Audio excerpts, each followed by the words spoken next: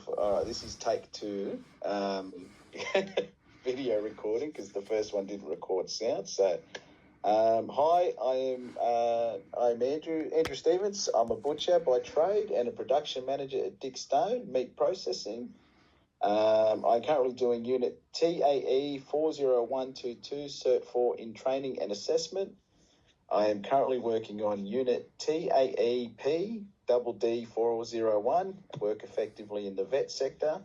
The date is Saturday the 10th of August 2024, and the time is currently 11:04. So, Andrew Morabito, do you mind just introducing yourself and tell us a little bit about yourself and what your current job role is? Yeah, not a problem. So, hi, my name is Andrew Morabito. I'm qualified butcher, small goods maker, food safety trainer with New South Wales Food Authority, previous business owner. So I've had owned my own businesses for many, many years. Started TAFE in 2008 part-time and been full-time since 2013. I teach apprentice butchers, so I teach a Certificate 3 in meat retail or retail butchery. I also teach small goods manufacturing. That's a Cert 3 in small goods or meat processing, small goods manufacturing. We also teach master classes, like short classes. They're not nationally accredited or recognised, but they are just short master classes that we teach at the college. They're like tasters for the other classes. So we do salami classes, ham and bacon, sausage making, barbecue master classes. And that's me. Beautiful. No, clearly a lot of experience in the vet sector. So, yeah, no, that's good, Andrew. Lisa, I've looked at the ASQA, the Australian Skills Quality Authority, and have found that they are the national regulator for the vocational education and training sector. I found that they ensure the quality and integrity of the vet sector, and they ensure that qualifications are nationally recognised and respected. They protect students' interests as well with quality training and also maintain quality in the vet sector. By regulating the vet sector, ASQA upholds the standards with quality and credibility of Australian vocational education and training. And I've also reviewed the RTO standards 2015 and know they require the following key aspects. They are a governing body that maintains government arrangements, ensures CEO and management accountability, that always provides support and progression, developing training and assessment strategies with competent training. And I also know that there are compliance standards and guidelines everyone must follow. So now, Andrew, in your experience, is there anything I should know that I haven't discussed about ASQA or the RTO standards that I should know about, like I may have missed there? So. No, not really. ASQA is a national regulator, and they oversee the whole vet sector right across Australia. They need to make sure that students, industry, and the governments and community, they've got confidence in the integrity in the RTOs to make sure that they are doing their job properly. So basically, ASQA are the police of the vet industry. So they have full regulatory powers to take action to make sure that RTOs are performing best practice and making sure that the training that they are supplying is relevant, current, authentic, and to make sure that they're doing the right thing in the vet sector. Well, nice. So how will these? So, what are some of the findings on the vet sector in relation to ASQA, the standards and the RTOs, learner groups, and what are some of the implications for trainer assessors? So, okay, so if a trainer assessor doesn't have the current qualifications, then they can step in and say, okay, well, you can no longer teach that qualification if you don't have the right qualifications for that qual that you're teaching. They also make sure that the RTOs are delivering quality training, comprehensive training. So if it's found that they are not, then ASQA does actually have the power to disassociate themselves with the training sector and basically say to an RTO, sorry, you cannot deliver that qualification anymore.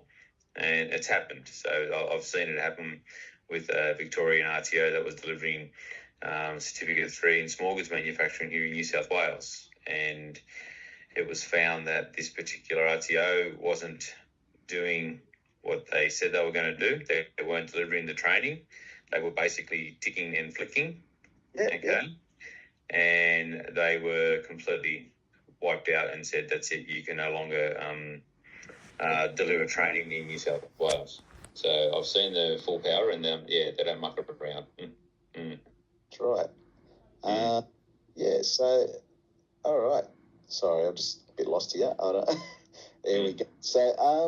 So with these findings, like, how will they impact not just my ongoing professional development, but how will it impact yours as well? Like,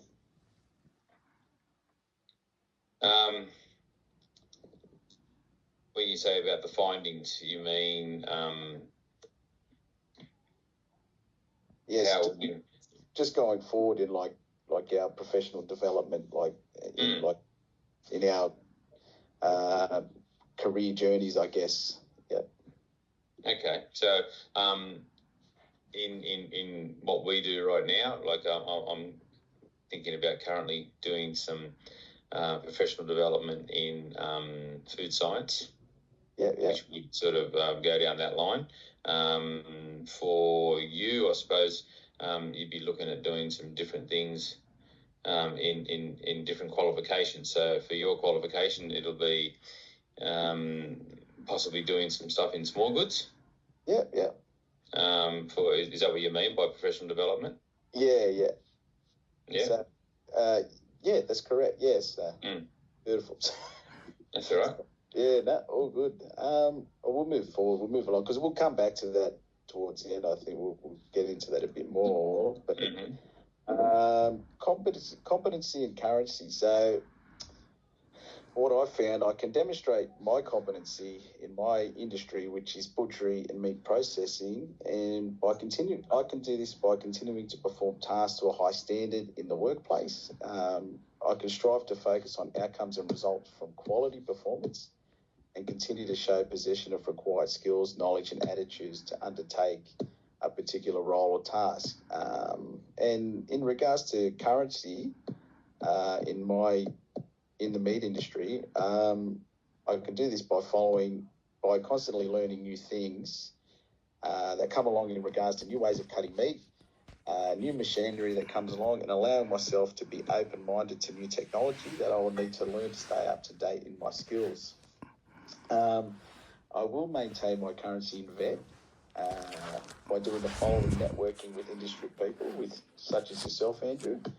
And I'll stay informed about trends in the industry in regards to research and online sources such as the training.gov website. That seems to be, you can actually register and subscribe for current updates on courses that you've done. So,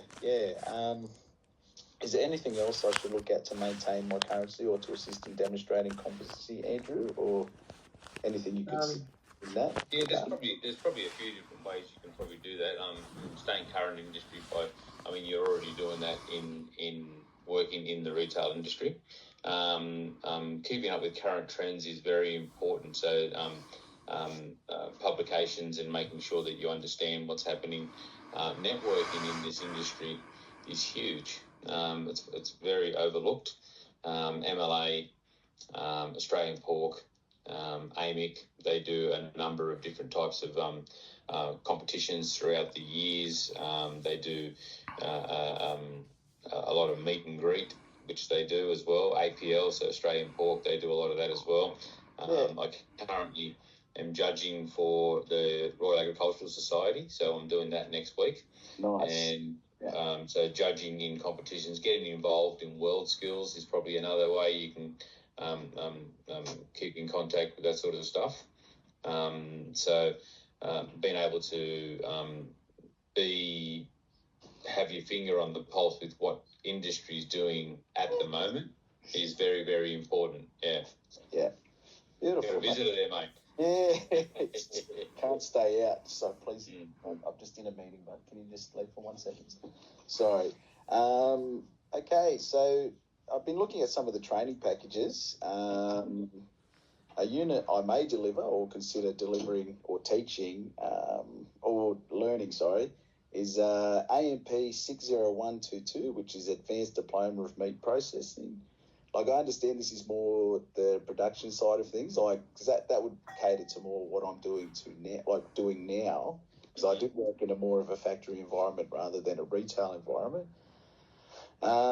It's also a part of the Australian meat processing training package, so it's a little bit further along than just your standard apprenticeship. So do you have any feedback on this unit or qualification? Like, would you have any information on that one? And also, what is your favourite unit you like to deliver in regards to your teaching? Yeah, so I think that unit would be great for future reference down the track. I mean, later on down, once you've established yourself in the vet industry, that would definitely benefit you down the track. I've been looking at doing things in food science because of the demand by industry to want to start cooking in-house, in stores, in the retail shops. I've been looking down that one there. Probably my favourite unit to teach would be break carcass, I suppose, because you get to be able to demonstrate your skills as a tradesman or a tradesperson, and then that way you can impart your skills and knowledge firsthand in a way that the students understand, which is you show them, then they do what you show them how to do. That's probably verbally, it's normally very difficult, but if you're able to show them hands-on, a lot of satisfaction in doing those hands-on one-on-one tasks. You show them a task, they go back and they do that task, and you go on.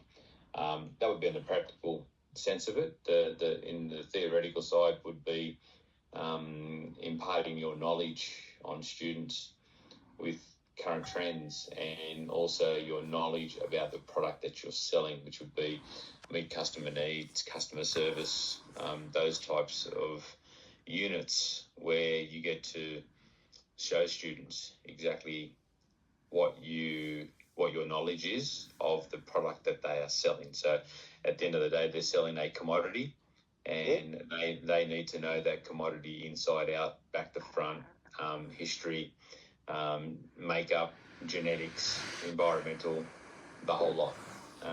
Yeah, beautiful. All right, we'll move along. That was very good, by the way. So with learner cohorts, like in regards to like students and stuff like that, I've been considering who I may be training and assessing, and so I do want to teach young students how to do butchery, like get a trade, learn the skills, break carcasses and stuff like that. But they could be examples of this could be like recent school leavers, like kids with learning difficulties who might be better using their hands instead of doing more theoretical stuff, like because they might have reading and writing difficulties. So what are some suggestions that you think like I could do if I want to teach this? Like, how could I help others who learn at a different pace or do have difficulties in other areas? Andrew, what do you reckon? Yeah, so it can be quite difficult to have a classroom of, say, 15 students. Each one of those students has their own learning style. You could be faced with challenges with literacy and numeracy. Language is huge, especially in this trade. There's a lot of people from non-English speaking background. Those guys are probably the hardest because we tend to speak with a lot of slang in our language, which you have to teach yourself not to speak in any type of slang or any English words that only another Aussie would understand, if I can put it that way. Yeah. And as simple as you might sound, but it's very hard for them to understand that sort of stuff. So, and readjusting and adjusting the class to suit each one of those learners can be very hard, but it's a must. You'll get to units where you need to do maths, and you'll have guys who are very good at maths, and then guys who are very, very poor at maths. And that's me over here. Terrible. Yeah, and trying to get those guys up to speed with the guys who are basically finished. Because if you look at level 1. You look at the AQF level 1, where we're teaching basic mathematics using numerical applications in the workplace, which is very basic arithmetic. And some guys just actually find it a little bit of an insult to their intelligence, and other guys are completely clueless and have no idea what you're even talking about. Yeah. And so trying to adjust in a classroom with guys like that can be very challenging for especially a new teacher. Yeah. But I think if you were to go up there, and as long as you know your subject and you know your subject matter, you'd be able to try and find something to keep the other guys busy while you're trying to get those other guys to catch up. So, yeah. Nice. Yeah. All right. So I think we actually did a recording before, so the sound didn't come through. But we're talking about personal development plans, but I think I touched on the fact that I've always had one, but I've never had it formally put into words until I've started this course. My personal development plan is to do this course, to upskill my job and, hopefully teach butchery one day at TAFE. That's one of the things. Or it could branch off into something else. But, there's nothing wrong with upskilling or trying to better yourself. Could you suggest anything else I should include in my professional development plan, like that, regards to furthering my career or self-improvement or in that regard? Yeah, so part of the retail course is small goods manufacturing. It touches on it in a few of the units, and meal solutions is another unit that will come to the fore when they rewrite the training package for butchery, which will involve more cooking processes and the science behind it, and microorganisms and bacteria and how it grows and all this sort of stuff. So food science is probably one that comes to mind. And also probably the beginning would be small goods manufacturing. So small goods manufacturing would be probably one that I'd have as a future course that you're going to do. Yeah. And that way more and more of the students that are coming through are doing some type of cooked product in their butcher shops. Yeah. And so they're asking a lot of questions on that type of product. Yeah. So understanding it yourself, and part of what I do is I do some professional development myself, where I'll work in the small goods industry part-time just to upskill myself. Yeah, very nice. And that way, when you're asked questions by students, you're actually upskilling yourself as well. So, yeah. So I think I said before, I've always sold small goods products, in my retail butchery, but never actually learned how to make them, which is probably, it'd be a really good extra feather in the cap, as you'd say. So, yeah, nice. All right. Well, I think, judging from everything here, I think we've covered everything. So appreciate that, Andrew. Thank you for taking the time today to, I know we had some technical difficulties, but you went above and beyond to help me out today. So I do really appreciate that. But, thank you very much, mate. So.